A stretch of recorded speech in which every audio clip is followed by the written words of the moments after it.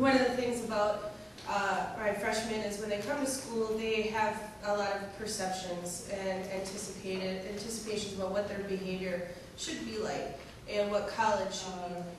Van Wilder or Porky's or Animal House, or that they're going to have experiences like that. And they come right out of the gate and start to engage in behavior that, or an alcohol behavior that causes concern. However, the drinking, the binge drinking, the behaviors associated with that by the students who do drink become very problematic for all of us that live in the residence hall, from our non-drinking students, our moderate drinking students, and the staff. And consequences related to excessive drinking ranged in thousands of dollars of damage to property in the residence halls at Stout.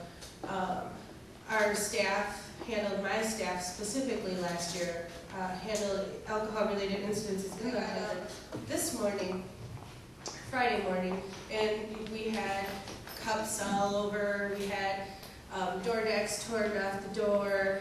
It was loud last night. I went to my computer and opened my email and had several incident reports from the staff reporting alcohol behaviors the night catch our eye. So far this year with my freshmen, we've had now 39, with the ones I got this morning, related alcohol incidents, and that's just the first 3 weeks. So I'm on par now to hear more in the first month of school than I heard all first semester last year.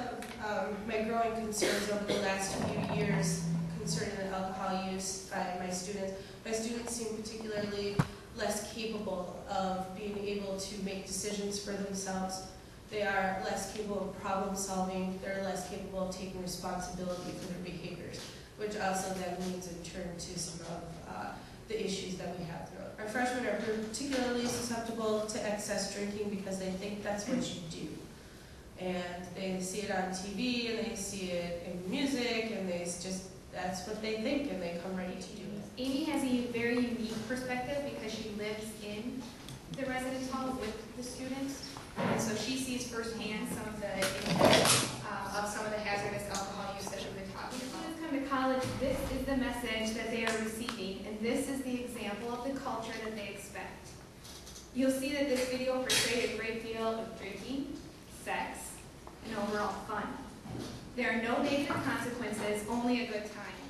I want to be clear today, I do not feel that alcohol is inherently bad. A culture that promotes high-risk, hazardous drinking, however, is. Therefore, as the Alcohol, Drug, and Violence Prevention Coordinator at UW-Stout, our program promotes a culture that consists of safe, healthy, legal choices around alcohol use and non-use. So through those programs, we try to teach students to evaluate their reasons for drinking, their motivation for change, and how to use these moderation skills. Above all else, we teach the difference between hazardous and healthy use. The challenge is that over 60% of our students come to college and report that they are already regular drinkers. They arrive here, they have limited supervision, and you start to see the types of consequences that Amy just described to you. Our efforts reach across campus and include many different mediums to get our messages out about healthy alcohol use and safety. Despite our best programming efforts, our students are reminded every day that this is not a music video, an everlasting party, or constant fun. However, our culture is one that supports hazardous alcohol use. So let us sit for a moment and lift the corner of the proverbial rug and gently speak the truth. In 2008, over the course of an unfortunate, tragic 9-month period, UW-Stout lost 6 individuals in alcohol-related deaths. Many questions were asked. Are students drinking more?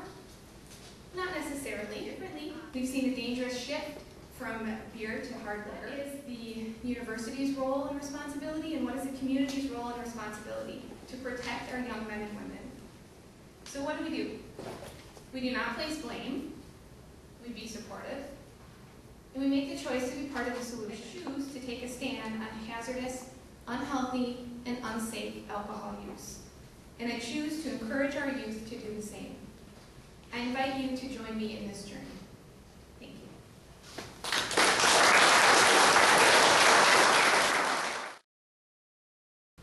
you. In the business of firefighting and EMS, we deal with absolutes, we deal with facts, and that's the way it is. And we put up with that as firefighters.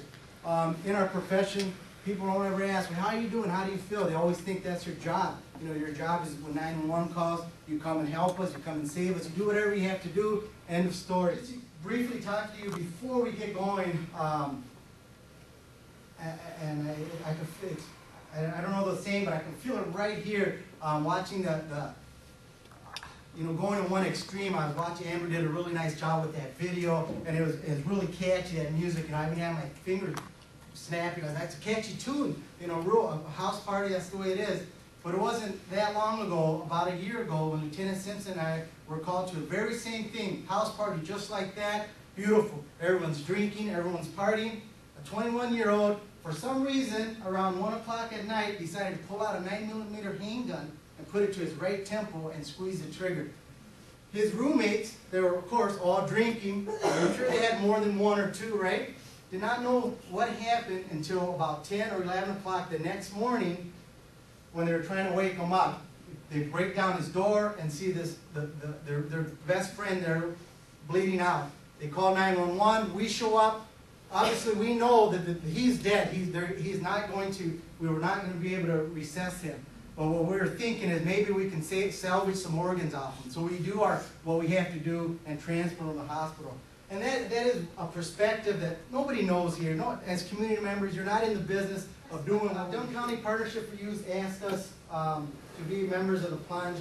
At first, again, we went through all the emotions. Well, what do? We give them numbers. We give them a couple. Really hit home for me and for man is the consequences.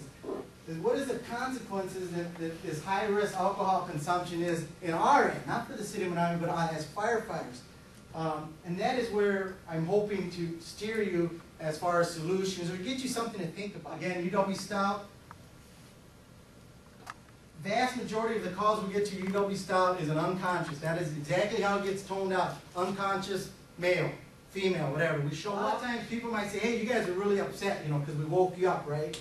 And when we hear that from Stout Police, oh, you guys are upset because we woke you up. And when we talk amongst the firefighters, we're not upset that you woke us up. We're upset that we are coming to a young adult who has consumed too much alcohol, and we get so upset and angry and frustrated that a lot of times, and again, this is probably where I'll get fired, but we want to grab those young adults by the neck and say, what are you doing? You know, they don't know the consequences. We see the asphyxiation, when young adults vomit and they choke on their own vomit. We see that. We go up to them and we even assess them, say, hey, let's see if we can hear their lungs. Listen, and you don't hear anything because they're full of vomit. That is a frustration that we hear or that we see, and of course we just joke around like, no, yeah, whatever, you know, you woke us up. But those are the frustrations that we feel and we hear. Yes. On one end, as a taxpayer and a member of the community, you can say, hey, you know, that's your job. You're getting called out. You're going to take care of someone who's drunk. You fell down. On the other hand, at that same moment, we can get another call, another 911 call saying, my mom, my wife is having a heart attack, and they're going unresponsive. That is when we try to tell you, make it personal. Yeah, we only have so many trucks, so many ambulances in Menomonie, and I wish we had more, and I wish we had more staffing. When these trucks are busy, when these trucks are out on a underage drinking or on a call like that, a UW Stout unconscious, we're only crossing our fingers and hoping another call, another more severe call comes in with a choking, heart attack. That is what we're hoping.